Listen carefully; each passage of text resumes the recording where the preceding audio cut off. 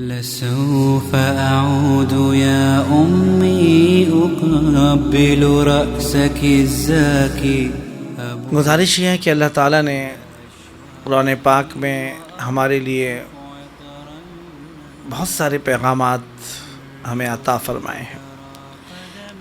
ایک عام لوگ جو تھوڑے پڑھے لکھے لوگ ہوتے ہیں وہ اپنے پیغام اپنے تجربے کی بنیاد پہ ایسی باتیں کہتے ہیں اور کہتے ہیں بھئی ہمارا تجربہ ہے، مجرب ہے، بڑا فائدہ ہے. اور ایک وہ بات جو ہم سب کا پیدا کرنے والے اللہ، جو اس کا کلام ہے، اس میں اللہ نے کتنی طاقت رکھی ہوگی. جسے اللہ تعالیٰ نے بار بار قرآن میں فرمایا تنزیل من رب العالمین. یہ تم معمولی بات نہ سمجھو، یہ رب العالمین کی طرف سے نازل کیا ہوا کلام ہے. یہ ہماری توجہات یا ہمیں کچھ شروع سے ایسی تربیت نہیں کی گئی کہ بتایا جاتا ہو کہ قرآن پاک میں اللہ جل شانہ نے کیا اسرار و رموز، کیا فائدے اور کیا ایسی باتیں. کیا اچھا ہوتا کہ شروع سے ہمارے بچپنے سے ہمیں یہ باتیں سکھائی جاتی. بہرحال لیکن اللہ کا احسان ہے کہ ایسے سلسلے آج بھی جاری ہیں اور انہوں نے قرآن کی پکار کے نام سے، واقعی قرآن کی ایسی پکار ہے کہ جس میں اللہ تعالیٰ جل شانہ نے ہمیں جھنجھوڑا ہے، ہمیں سمجھایا ہے کہ بھئی کس طرح سے تم دین پر عمل کرو کہ میں تم سے راضی اور خوش ہو جاؤں. تو اللہ جو آیتیں میں نے آپ کے سامنے پڑھی ہیں، ان آیتوں میں جل شانہ نے جو فرمایا ہے، پہلے اس کا تھوڑا مختصر سا ایک ترجمہ سمجھ لیں.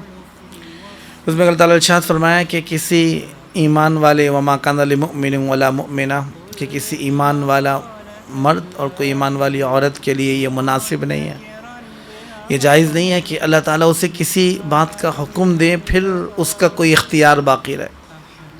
جب اللہ تعالیٰ نے کوئی بات کہہ دی اور جب اللہ جل شانہ نے کوئی حکم فرما دیا، بس بغیر کسی چوں چرا کے، بغیر کسی سوچ اور فکر کے، اپنی عقل اور طبیعت اور مزاج سے ہٹ کر بس اللہ کا حکم آ جائے تو اس پر اللہ تعالیٰ کی بات پہ عمل کرنا ہو.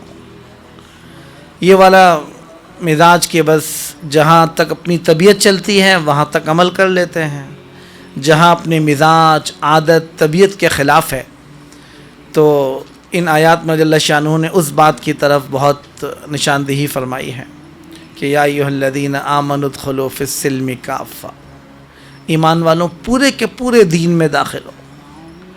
جو بہت سارے ایسے ان باتوں پہ عمل نہ کرنے کی وجہ سے ایسے مسائل آج ہمارے سامنے آتے ہیں کہ جس کی وجہ سے آج گھروں کے گھر اور معاشروں کے معاشرے اور سگے بہن بھائی، ماں باپ، بہن بھائی، ان کے اندر وہ خلوص، للہیت، محبت باقی نہیں رہتی.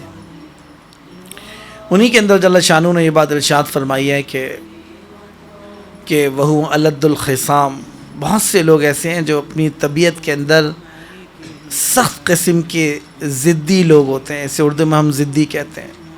بس جو اپنی طبیعت میں آ جائے وہ مان لیں قرآن اور حدیث کا حکم یا اپنے بڑوں کی طبیعت یا بڑوں کا حکم یا بڑوں کی ماننے کا جذبہ ختم ہو گیا. بس جو اپنے مزاج میں ہیں، جس کو وہ خود صحیح سمجھتے ہیں یا جو ان کی عقل صحیح کہتی ہے اس کو مانتے ہیں، چاہے ان کے سامنے ہم کتنے فضائل، کتنی احادیث سامنے آ جائیں، طبیعت اس پر آمادہ نہیں ہوتی. بس اپنی انا اور ضد کو لے کر چلتے ہیں. اسی لیے حضور اقدس صلی اللہ علیہ وسلم نے جو بھی آپ کے سامنے حدیث روایت کی، میں نے عائشہ رضی اللہ تعالیٰ سے بخاری شریف موجود ہے کہ حضور نے ارشاد فرمایا کہ اللہ کو سب سے زیادہ نفرت، سب سے زیادہ جس کو اللہ تعالیٰ ناپسند فرماتے ہیں، وہ لوگوں میں سے وہ ہے جس کی طبیعت کے اندر ضدی پن غالب ہو. جس طرح ایک طبیعت میں جھگڑالو پن غالب ہو، اپنی بات جو آ گئی بس وہ بات ماننی ہے جس پر طبیعت چل رہی ہے، جو اپنے مزاج میں آ رہے ہیں، جہاں اپنا فائدہ ہے. حلال اور حرام کی یا اللہ کے قانون کی بات ذہن میں نہ ہو کہ جو بات اپنی، چونکہ بھئی میں تو مولوی صاحب خاندان والوں کو دیکھنا پڑتا ہے، اپنے دنیا کے ساتھ بھی چلنا پڑتا ہے.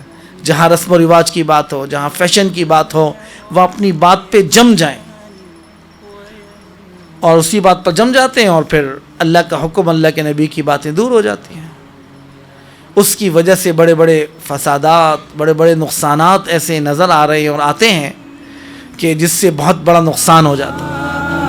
وأرشف عطر يمناك أمر